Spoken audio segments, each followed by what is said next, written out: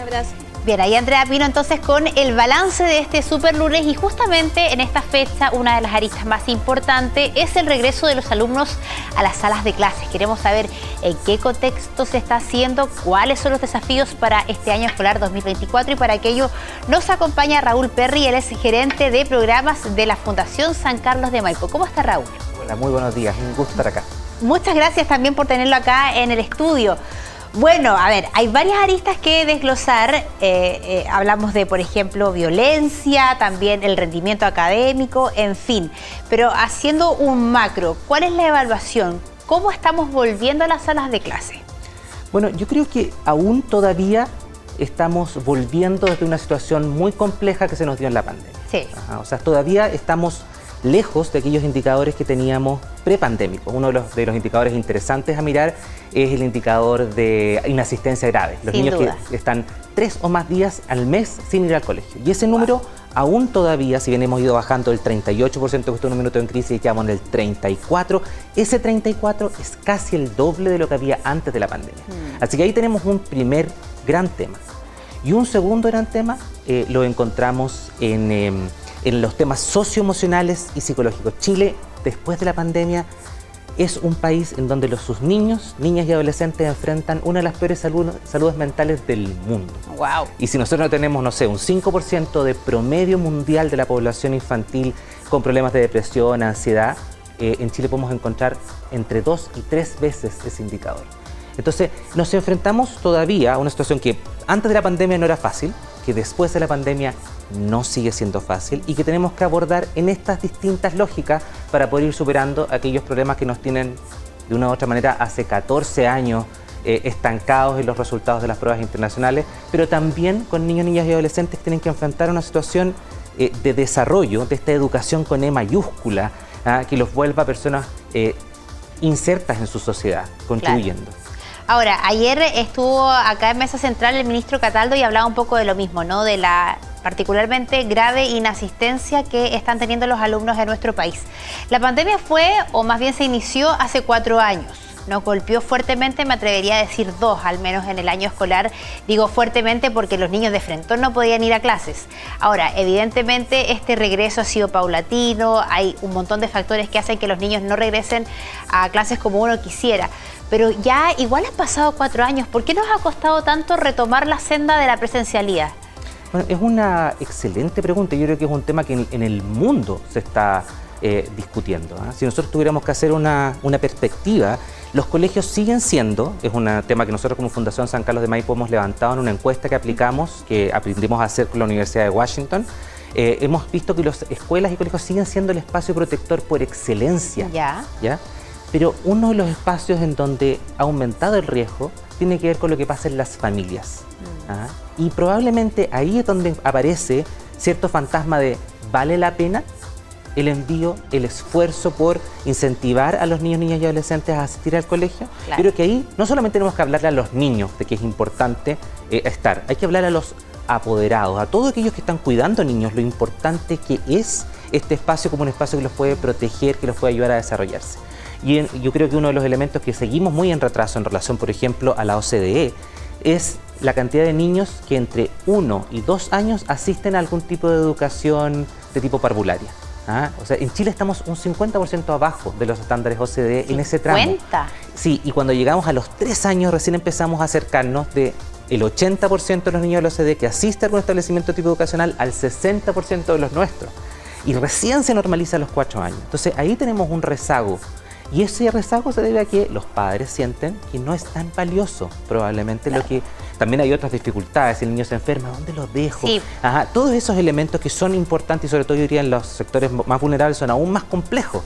Porque en el fondo un niño enfermo puede significar un día en donde no genere ingresos para el hogar. Exacto. Entonces todas esas complejidades hay que abordarlas para volver a darle a nuestro país la sensación de que estar en clases es importante. Sin duda. Bueno, una de las aristas también que tú mencionabas y que quiero profundizar ahora es este espacio de resguardo, que la escuela es el lugar donde me siento protegido, donde me siento seguro, pero lo cierto es que el año pasado también, ya con la presencialidad tomando un poco más de fuerza, vimos hechos violentos muy preocupantes. De hecho, esta edición de Tele 13 AM, la que vimos hace un ratito atrás, hablábamos de un colegio, por ejemplo, en Valparaíso, que abre sus clases mañana y que tiene pórticos detectores de metales ante, por ejemplo, la llegada de alumnos con armas blancas, armas de cualquier tipo. Entonces, ¿qué está pasando con eso? Con que mi escuela sea también mi hogar, como que esa sensación también ya se ha perdido un poco, no obviamente en todos los establecimientos, pero sí hay un miedo importante.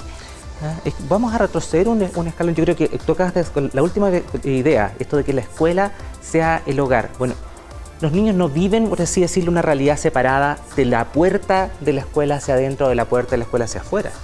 Los niños son niños, viven insertos en un conjunto de adultos que le están dando normas.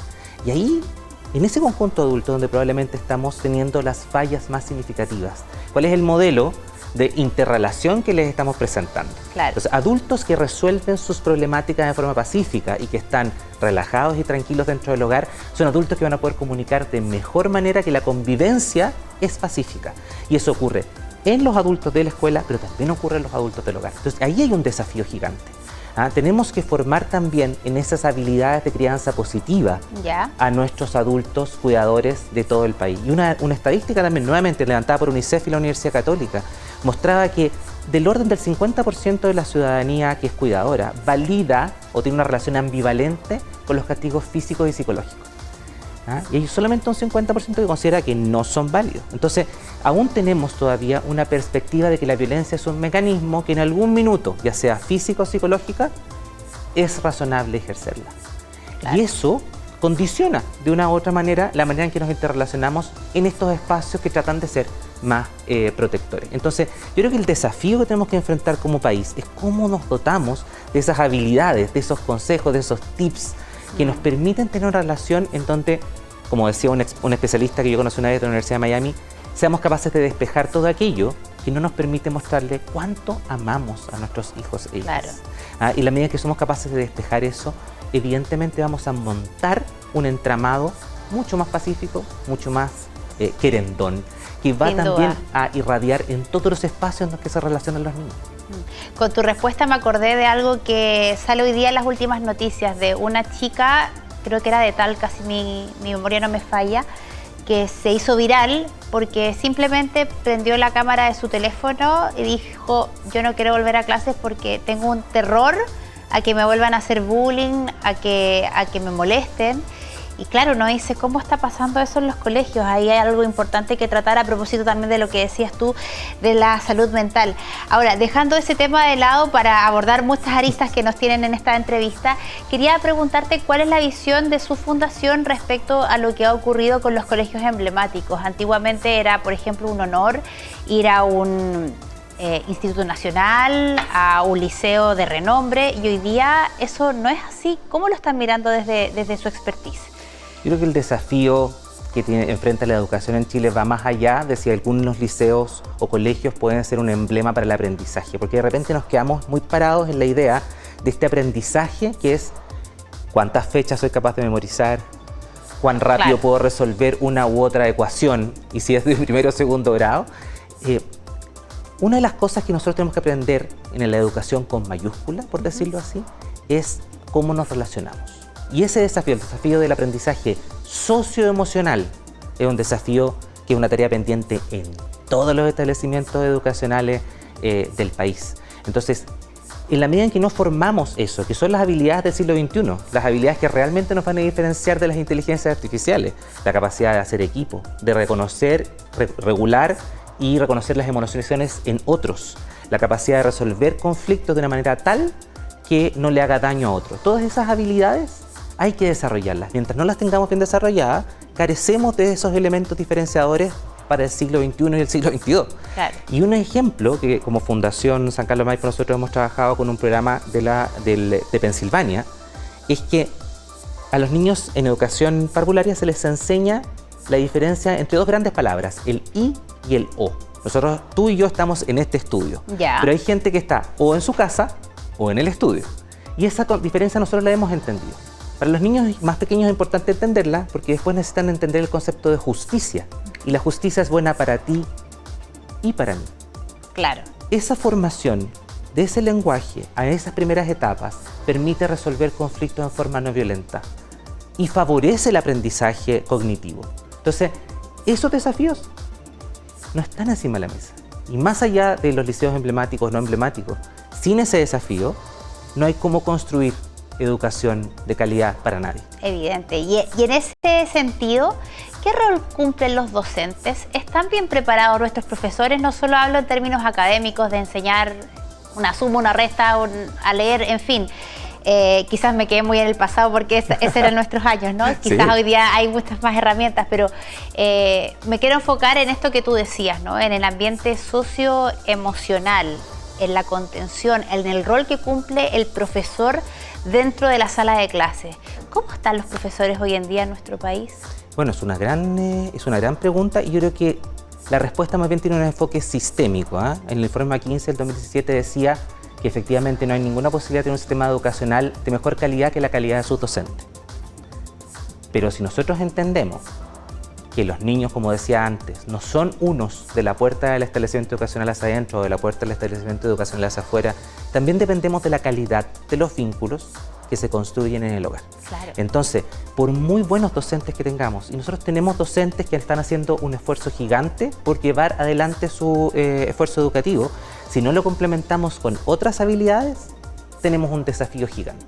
Entonces, hay que generar una mayor formación en lo socioemocional. Yo creo que eso es una tarea pendiente a nivel docente en el país. Claro. Hay un informe de la OCDE que decía que el 10% de las personas con ingreso socioeconómico más alto en Chile no tiene los aprendizajes del 10% más vulnerable de Shanghái.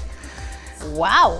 Entonces, si esa es la brecha que tenemos, no es un problema, es un problema estructural. Y esa brecha estructural la tenemos que abordar desde las habilidades de los docentes en planos que en este minuto probablemente no estamos viendo como sistema y desde las habilidades de los cuidadores, que padres, madres, abuelos, tíos, que tampoco lo estamos viendo como sistema. Entonces ahí tenemos un desafío grande, pero los canales, los caminos que hay que abordar están relativamente identificados. Yo creo que ese es el desafío, de poder transmitir a nuestras autoridades, a nuestro sistema, que aquí están los grandes desafíos que nos van a permitir dar el salto educacional y dejar de ser el patito feo educacional de la OCDE, digamos. Sin duda. Oye, hartos desafíos por delante, harta arista también que abordar. Así que, Raúl, te damos las gracias por estar esta mañana con nosotros, por hacernos un panorama de este desafío de este año 2024 que acaba de comenzar. Muchas gracias. A ustedes. Buenos días.